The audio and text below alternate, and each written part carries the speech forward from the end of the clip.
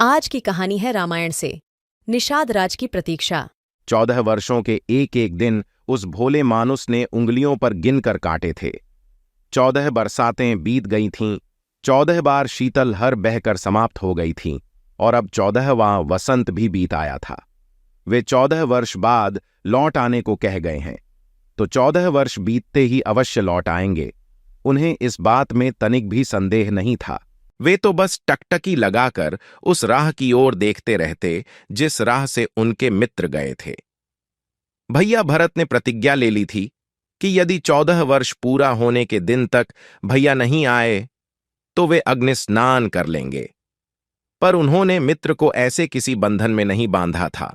वे तो बस इस भरोसे में बैठे थे कि वन से अयोध्या लौटने की राह यही है, तो वापस लौटते समय मित्र के दर्शन हो ही जाएंगे। इन 14 वर्षों में एक भी दिन ऐसा नहीं रहा जब उस व्यक्ति की आंखों से अश्रुओं की धार न बही हो। दोपहर की बेला थी।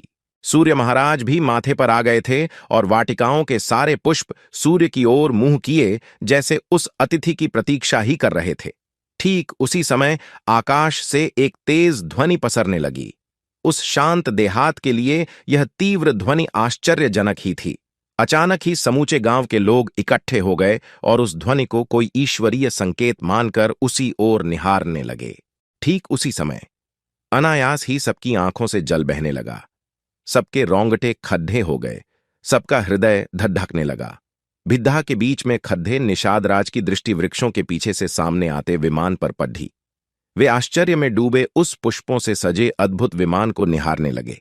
अचानक उनके मुख से निकला, अरे अरे अरे, ये तो हमारे प्रभु हैं। अरे, हमारे प्रभु आ गए। अयोध्या के दिन फिर गए भाइयों, हमारे प्रभु आ गए। श्री राम आ गए, मैया आ गईं, भैया लखन आ गए। पूरी भीड्डा एक साथ विह्वल हो गई जैसे 14 वर्षों की प्रतीक्षा पूरी हुई थी। प्रसन्नता अश्रु बनकर सबकी आंखों से झरने लगी। रुंधे गले से चिल्लाकर निषाद राज ने कहा, सभी अयोध्या चलने की तैयारी करो, प्रभु वहीं जा रहे हैं। पर यह क्या?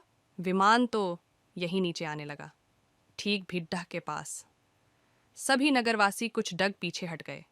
विमान के शांत होते ही निषादराज उसकी ओर दौड़े, पर वहां पहुंचते ही ठिठक कर खड्डे हो गए।